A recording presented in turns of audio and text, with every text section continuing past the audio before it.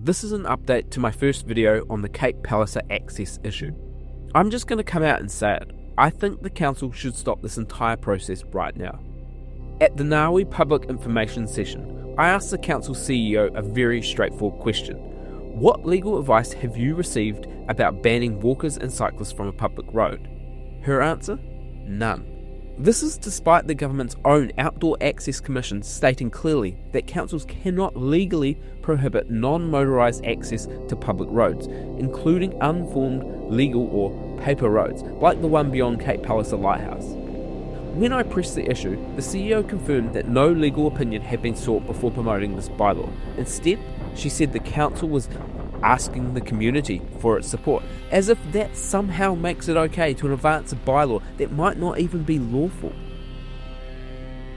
The council's own documents make this even more concerning. Back in April, in a public excluded meeting, they acknowledged that closing the road through the proper legal process would be slow and expensive. Now they're pushing a temporary bylaw that achieves the same result, without first confirming if it's enforceable under the law or not. This raises some serious questions. Why spend ratepayer money promoting a bylaw without confirming if it can be legally enforced? Why push ahead when a government agency says you can't do it? Why avoid the proper closure process simply because it's slower? If the council truly believes this bylaw is lawful, they should release some independent legal advice immediately. If they can't, or won't, or don't have it, then the only responsible course of action is to halt this process and restart it with a lawful, transparent approach that actually engages all stakeholders. Because this isn't just about Cape Palliser, it's about whether our councils are willing to bend the rules to get the outcomes they want, and whether the public is prepared to let that happen.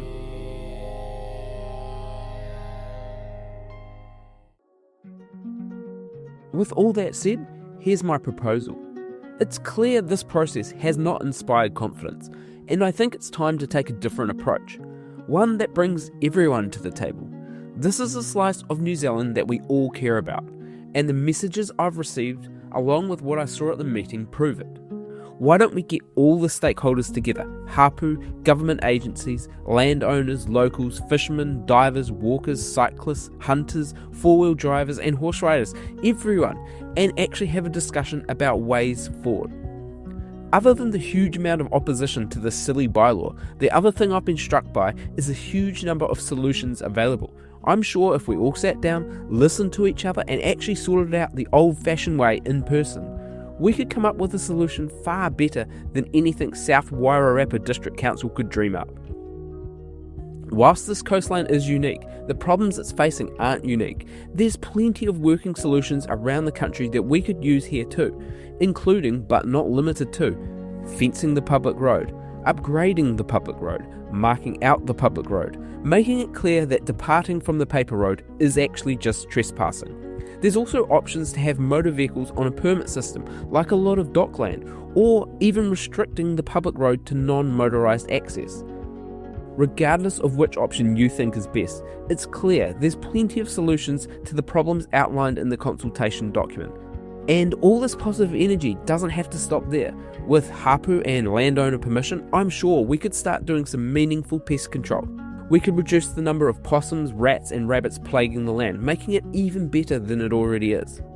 If you want to be part of finding a positive way forward, sign up at the link below and let's make it happen together.